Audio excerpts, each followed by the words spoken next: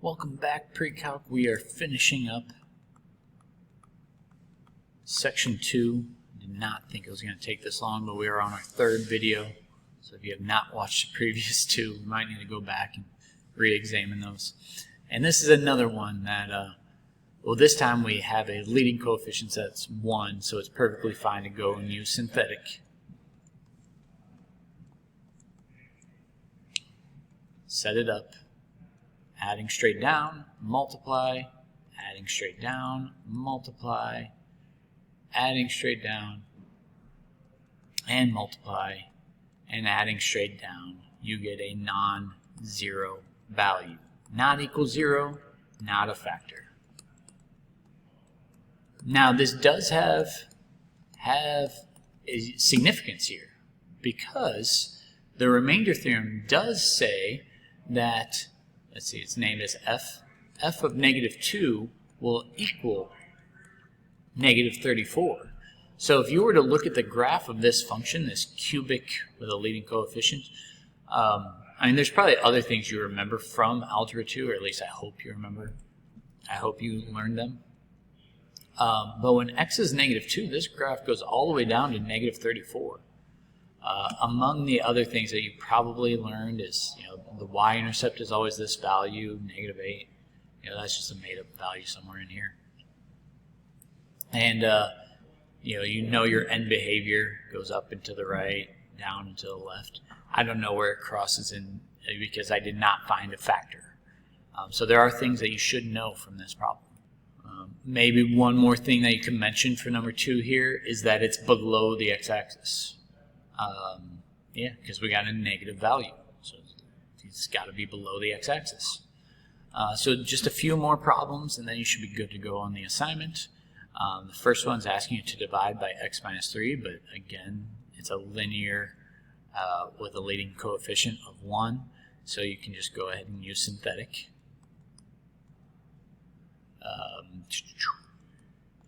There we go. Bring the 1 down, multiply, adding down, multiply, adding down, and multiply.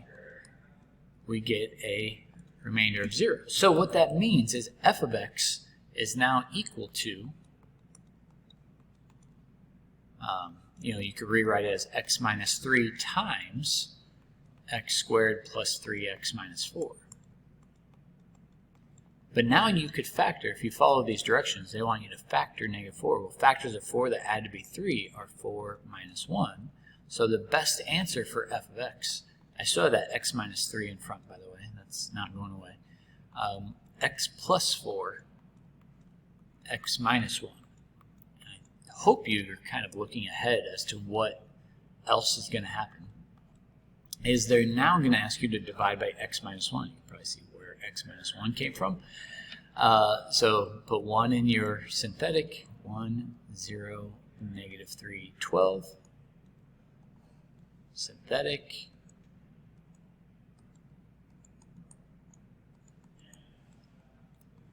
So that means that f of x could be rewritten as x minus 1 times the quantity of x squared plus x minus 12. The first one is given by up here, and the second one is given from the result of synthetic. And then factors of 12 that add to be 1 is 4 minus 3.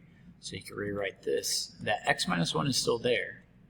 And then x plus 4, x minus 3. And I hope nobody is upset, but if you are, multiplication is commutative. So we can switch this order around. So is this blue equation the same as this green one over here? Absolutely. And you can probably tell why we're going to do this one more time. So with x plus 4, what do you think is going to happen? Well, let's work it out and see if it does. Again, feel free to pause the video and try it on your own at any point. You don't have to do this the same way I do it.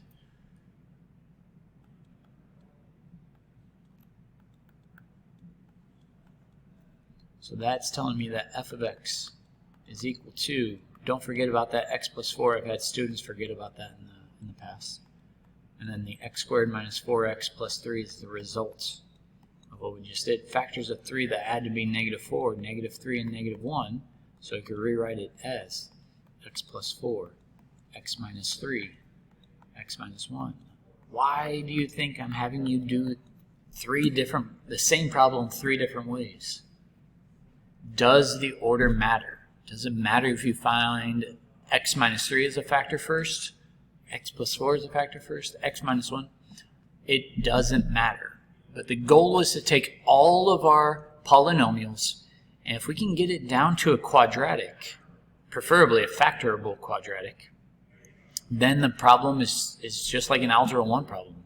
You factored in Algebra 1, or at least you should have. So what are the zeros based off of that problem?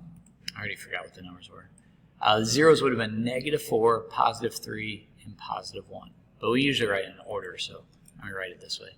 The zeros are -4, +1, and +3. There we go. So number 5 is getting you into this habit. So is x minus 1 a factor? Well, you test it by putting 1 into the synthetic, bringing the 2 down and multiply, adding and multiply. So what we're left with for g of x is you still have that x minus 1, and then you have 2x squared minus 1x minus 3. And again, there's multiple ways of factoring. I don't know what works best for you. I'm a big proponent of guessing and checking. So there's only one way to get 2x squared. That's 2x times x.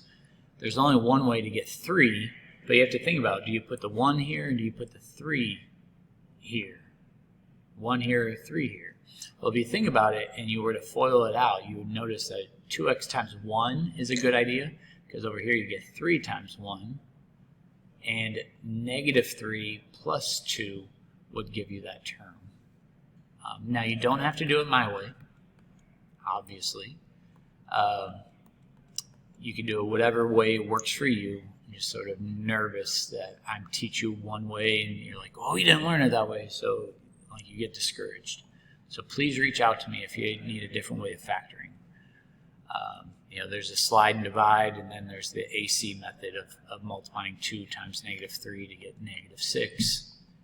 And then it'd be 2 minus 3 to give you -6, and then you'd probably rewrite it as 2x squared plus 2x minus 3x minus 3. Group things together. If this is ringing a bell, it's a good thing. Common factor there would have been 2x. Let me write it down here. X plus 1. And then the common factor in the other one was -3, x plus 1. I think you can see the answer from there. And then 2x minus 3.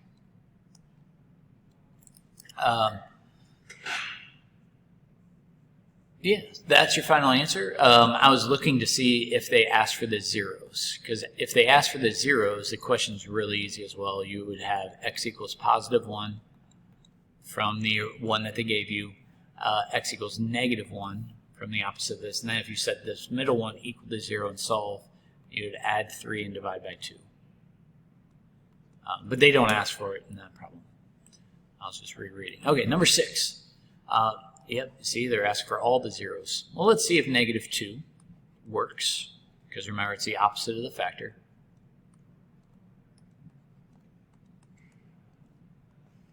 Bring the 2 down, multiply, and multiply, and add, and multiply. And what some people will do is they'll notice, like, okay, well, x equals -2 works.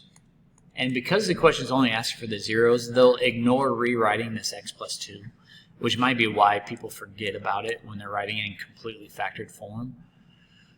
So I'm not advocating for this, but if you're one of those students that tends to forget things, then you probably shouldn't just write down what you get down here. But that might be a different discussion for a different day. So let's talk about that AC method that I showed you before. Again, I would probably just guess and check. There's not too many options here. 2 times -6 is -12. Well, 3 minus 4 gives me that.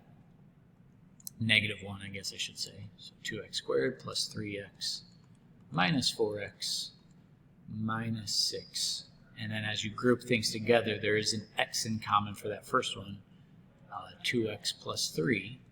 And then I would factor out a negative 2 to make that x plus 3. Sorry, 2x plus 3. I should not have written my answer already. I'll write my answer somewhere else. So then in factored form, you have 2x plus 3, and then x minus 2. Those are set equal to 0. So as you saw, these are your factors. So your solutions are negative 2, that we found earlier. Setting the left part equal to 0 is negative 3 halves. And then this one equal to 0, you get positive 2. So here are your 3 roots for this cubic polynomial. Just a few more problems. I might need to start going faster. For what value of k would make this a factor? So again, you put your opposite in there, 6, negative 19, k, and 6. So bring your 6 down and multiply, add and multiply, add and multiply. Just make sure you distribute. That would be 2k minus 22. In order for that to be a factor, it needs to equal 0. So add 22 over, divide by 2, k must equal 11. Again, feel free to pause at any point and try these on your own, because number 8 is really the same thing. Negative 3, k, negative 23, negative 6. If you want to try this in a different way, that's fine as well. Like I've seen students in the past, they start over here as 0, and then I don't know if this works for you, but they would know that this has to be 6. Well, then this has to be negative 2 to multiply by negative 3 to get to 6. Well, then this needs to be positive 21 to get to this. You know, and at some point you could stop in between, because I don't know how good you are at math. You know, like down here would be negative 3. That would be 9 right here. So you might be sitting there and say, oh, well, now that I'm looking at this, this is a very different way of doing every other problem I've done. K plus 9 needs to equal negative 7. Okay, so then subtract 9 over, and k equals negative 16. I know I kind of went off the rails on a different problem solving technique there, but maybe that makes more sense than the other ways I've been showing you. And then this next one I really enjoy doing, because it's a factor multiple times and you just keep going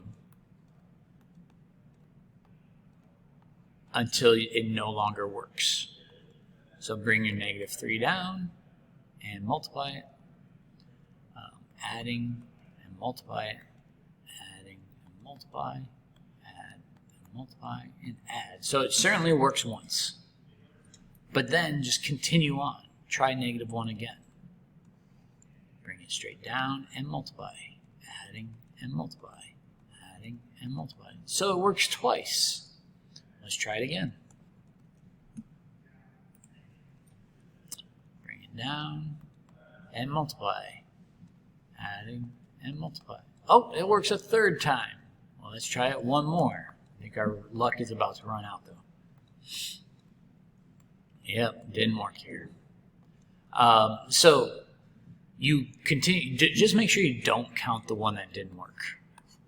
So 1, 2, 3 times. So x equals negative 1 has a multiplicity